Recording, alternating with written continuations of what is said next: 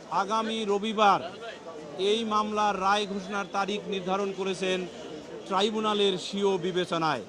তাদের ফ্ল্যাটে এই যে ডেড বডি পাওয়া গেল, এই ডেড বডি পাওয়ার এই ঘটনাটি হলো এভিডেন্স অ্যাক্টের 106 ধারা অনুসারে আসামিদ্বয়ের বিশেষ নলেজ, এই যে আসামিদ্বয়ের বিশেষ নলেজ বা স্পেশাল নলেজ, তার অধীনে ওয়াইফ কিলিং কেসের মতো এই উপমহাদেশে বহু জাজমেন্ট দেয়া হয়েছে আমাদের উচ্চ আদালত, বিশেষ করে আপিল বিভাগ।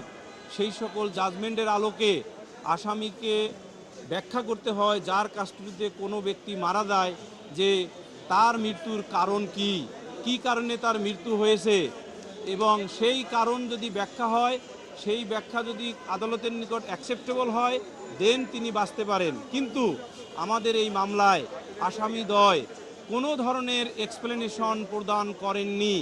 কেন, কিভাবে তাদের বাসায় ভিকটিম রামিসা আক্তার মারা গেলেন, তার দেহ খণ্ড বিখণ্ড করা হলো, এই ব্যাপারে একটি শব্দ তাদের এক্সপ্লেনেশন নাই।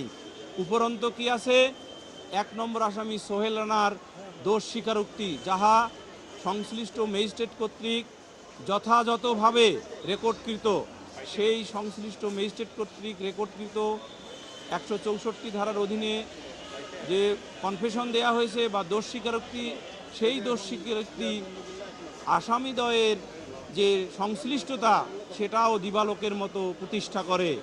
এই কারণে আমরা পরিষ্কারভাবে আবেদন জানিয়েছি আর্গুমেন্ট শেষে যে এই দুইজন আসামির বিরুদ্ধে প্রসিকিউশন কনক্লুসিভলি বা নিরঙ্কুশভাবে তাদের বিরুদ্ধে গঠিত চার্জের প্রমাণ, সাক্ষ্য এবং ম্যাটেরিয়াল দ্বারা প্রমাণ করতে সক্ষম হয়েছে প্রসিকিউশন, এবং প্রসিকিউশন উইথ হাম্বল সাবমিশন আদালতের নিকট দুইজনেরই সিভিয়ার পানিশমেন্ট চেয়েছি আমরা।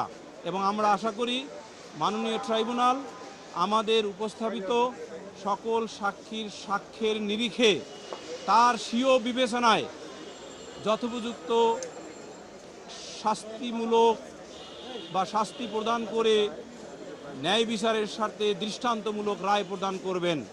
এবং আমরা এও জানাচ্ছি মাননীয় ট্রাইব্যুনাল আগামী রবিবার এই মামলার রায় ঘোষণার তারিখ নির্ধারণ করেছেন ট্রাইব্যুনালের স্বীয় বিবেচনায়।